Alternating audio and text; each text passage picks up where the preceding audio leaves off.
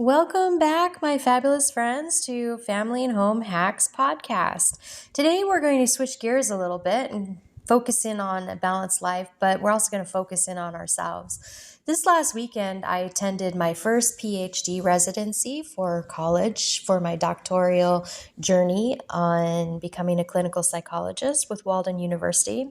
And one of the things that was a huge takeaway for me, and again, these are instructors who are doctors who in the field of psychology talking to us about the importance of self-care. And for that to have hit home so deeply, I figured it would be important to share over here. There are a lot of ways to perform self-care. Self-care is simply taking care of yourself so that your emotional, physical, and mental well-being are in alignment. And so taking care of yourself is extremely important. I go back to that example that is used many times.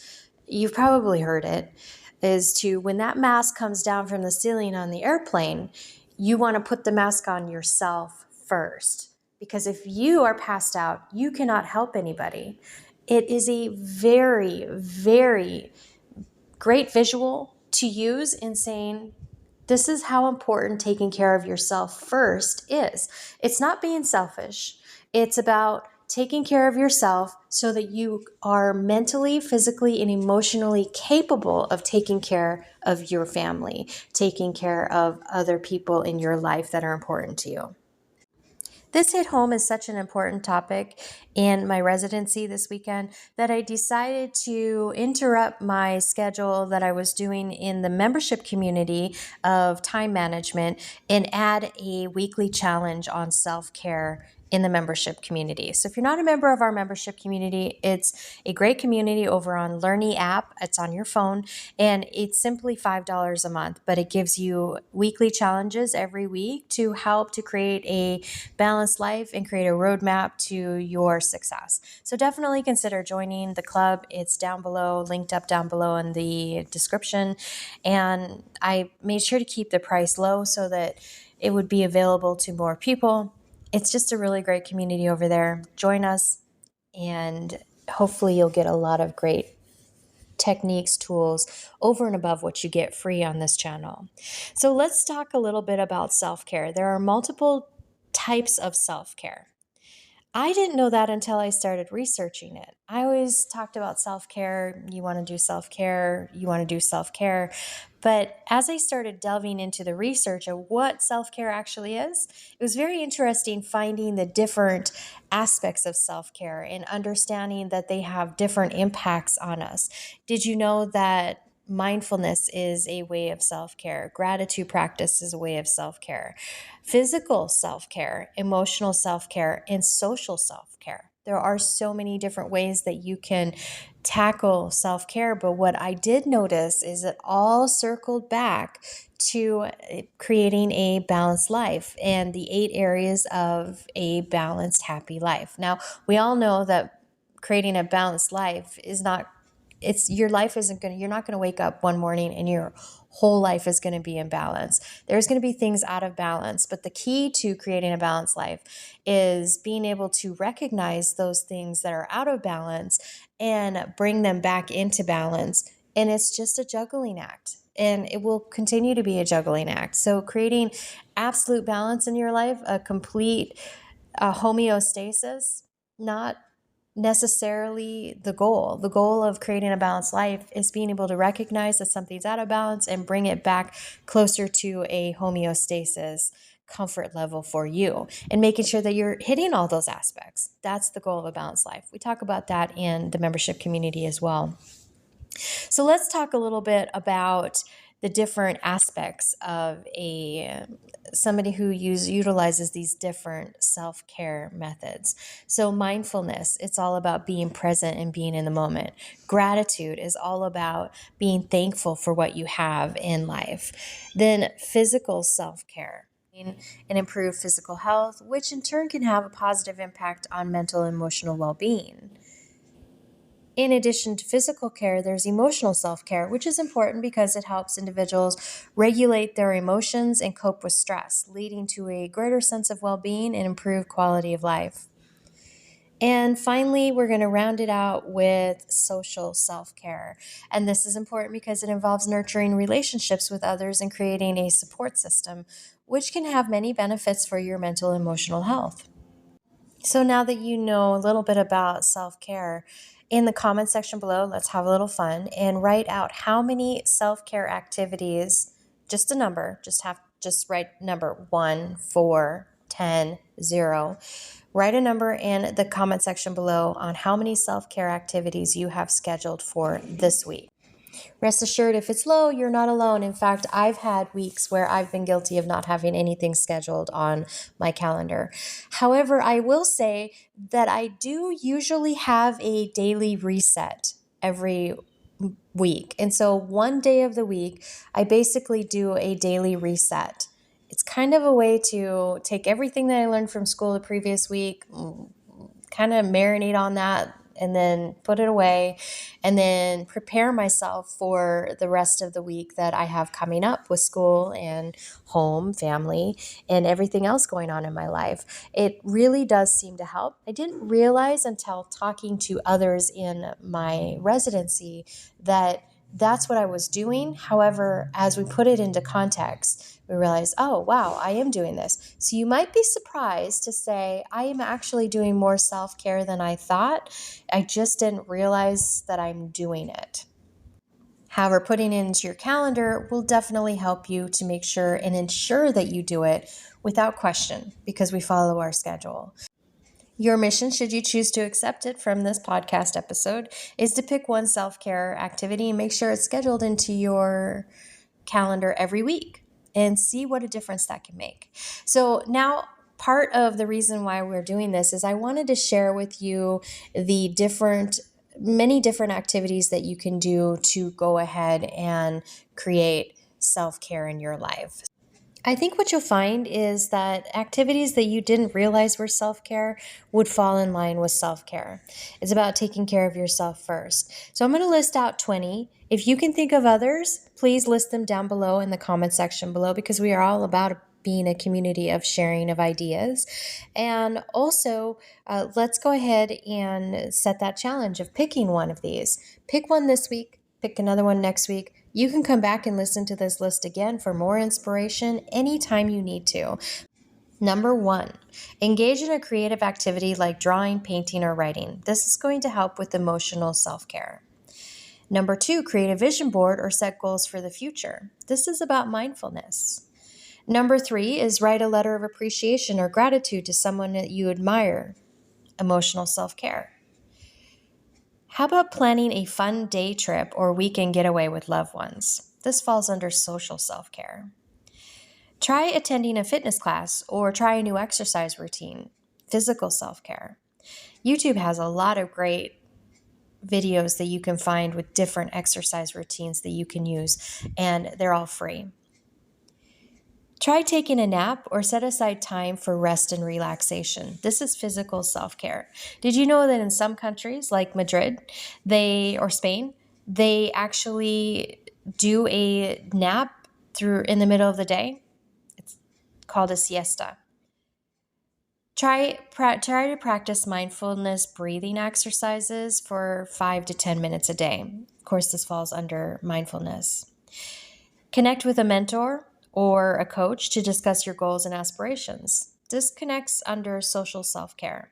Also mindfulness. Some of these will overlap. Try to spend some time outdoors, like hiking or gardening. This is going to be a physical self-care. We love gardening at our house. We have a ton of videos on our channel about the garden that we've been doing here in Arizona, and we just love sharing. You're going to have fun activities through gardening, through hiking, through just getting out in the outdoors. But also the nice thing about being outside is that vitamin D. Remember, our skin, our body naturally makes vitamin D from the sun. And that's going to help with our immune system. It kind of all interrelates. Also, maybe try scheduling a therapy session or talk to a mental health professional if this is necessary or needed. This falls under emotional self-care. Try watching a funny movie or TV show to lift your mood. This also falls under emotional self-care. Practice visualization or guided imagery techniques. This falls under mindfulness. Visualization is looking and closing your eyes and visualizing your future, visualizing what could be, but in the present tense. It's a great activity. Lots of athletes use visualization before they go into a game. They'll sit and visualize themselves dunking the ball into the hoop, the basketball into the hoop, hundreds of times over and over and over again. It creates it tells the mind, the subconscious, that it is possible and you can do it, and you do it. You have done it. Guided imagery techniques is usually having a recording where somebody takes you through a story in your mind. Those are also available. There's a lot of them available for free on YouTube. Try to attend a social event or plan a fun activity with friends. This is a social self-care activity. Get a massage or practice self-massage techniques. Physical self-care activity. One of the things that I've been really enjoying on YouTube is there is a lot of Qigong massage, hand massages, and that is spelled Qigong. And they have an impact in all different areas of your body. So it's really interesting learning about these different ways that you can do self-massage techniques on your body that can have an impact through, it's called basically acupressure, where it can have an impact on your body. You don't need needles for acupuncture. You can do acupressure. So I find that very interesting. I'll link up some down below, some channels down below for you. Listen to your favorite music and dance or sing along. This is definitely emotional self-care. Practice deep breathing exercises for 5 to 10 minutes. This falls under mindfulness, being present, being in the moment, but also really focusing in on your breath. Volunteer your time to help others in your community. This falls under social self-care. Go for a run or workout that you enjoy. Again, physical self-care activity. And also you can, if you say you went for a walk and you just wanted to get out and walk, you're getting your physical self-care. But also when you're taking that walk, consider doing a mindfulness walk where you're focusing in on being present in the moment with that walk, just focusing on your feet hitting the ground or how your legs are moving or the wind against your face.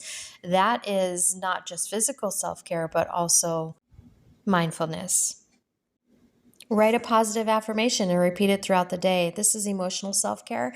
And in our membership community, I have trainings on some of these, like writing a positive affirmation and how you can do that yourself. You could do one every day. Take a break from social media and technology for today, and that falls under mindfulness. Cook a healthy meal or try a new recipe. This falls under physical self-care.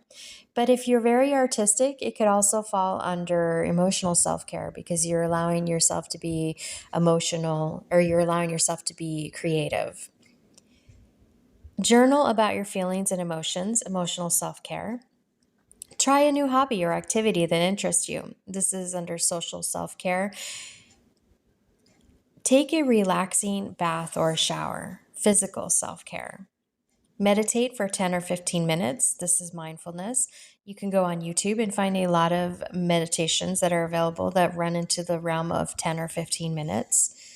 Call or message a friend or family member to catch up. That's social self-care. I'd highly recommend, if you're going to do this one, to make the phone call, not necessarily send a text message. Make that phone call, because then you're going to have that emotional connection and you're going to have that social connection. Practice yoga or stretching for 20 or 30 minutes. This falls under physical self-care. And again, it is also, there are a lot of videos on YouTube that you can get for free on yoga or stretching. Do remember that if you are going to do any kind of exercises, if you're under a doctor's care, make sure you check with your doctor to make sure that you're good to go on those.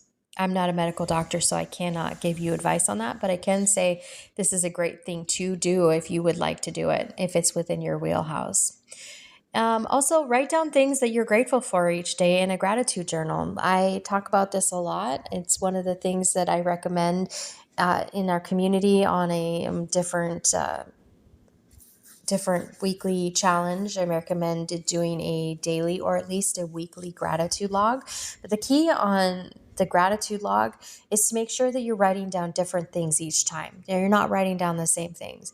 It opens up your mind to seeing that you have a lot of wonderful things in your life going on. You just may not be focusing in on them because you're in the grind trying to get through some situation going on in your life. So gratitude is really important for not just, recentering yourself, but giving you that emotional self-care as well, because you're reminding yourself, hey, I do have a lot of good stuff going on. I just got to remind myself of that. And changing it up will really help. I talked about taking a mindful walk in nature, paying attention to your surroundings, again, mindfulness. And then number 30 is to schedule a coffee or lunch date with a friend or loved one. This falls under social self-care. There are still plenty more out there that you can do that fall under the different umbrellas: social self-care, physical self-care, emotional self-care, mindfulness, or gratitude. So let us know down in the comment section below, what are some of the things that you do for self-care in these 4 different topic areas that we just talked about? Let's share ideas and see if we can help inspire others to find great ways to follow through with our own self-care routine. Like I said in the beginning of this podcast, it became very clear to me that I was falling down in my own area of self-care. And listening to this podcast, hopefully it helped you see that either you're doing great at self-care and you want to continue to keep going that way, or maybe there's some ways that you can add more self-care into your life to take care of yourself first. Remember that mask analogy, right? That mask story where the mask comes down overhead. First instinct for a lot of us is to put it on our kids' face.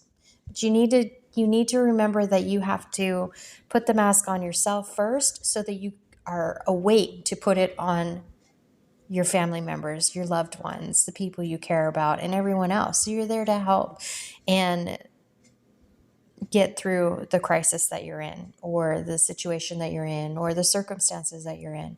Self-care can help to make it easier to get through those because you're taking care of yourself first. I hope you found this podcast helpful and enlightening. I did when I started doing my research on self-care. I had never categorized my self-care into the different areas. And while I knew that it overlapped into the different areas of the balanced life wheel, which is the 8 areas of life that we want to try to keep in some sort of balance, it didn't occur to me how they were so important to have different areas of self-care and maintain those different areas. You could be great at emotional self-care or mindfulness, but not at physical self-care.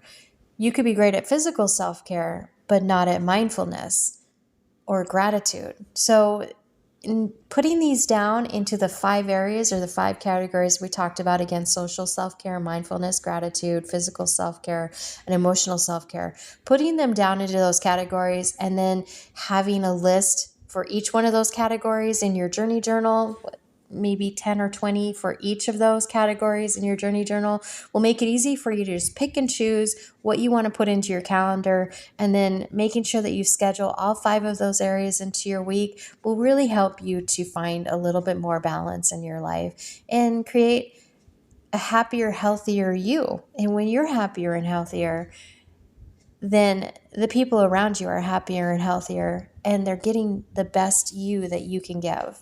And so that is the end of today's podcast. I hope you have found it helpful. If you enjoyed this podcast, please be sure to subscribe to the channel, give the podcast a like, share it if you found it helpful. Maybe it will help other people. We all are in need of self-care, and breaking it down this way really helped me to understand how I could improve my self-care, but also really make a difference, not just in my life, but the people around me who I love and influence on a daily basis. Thanks so much for tuning in. Subscribe, like, comment, share. It's all free to you. I do have a membership community down below. It's only $5 a month if you want to join. I'll leave the link down below. Would love to have you over there as well. And remember, be happy, be healthy, be wise, be good to yourself and others. And we'll see you in the next podcast. Thanks for listening.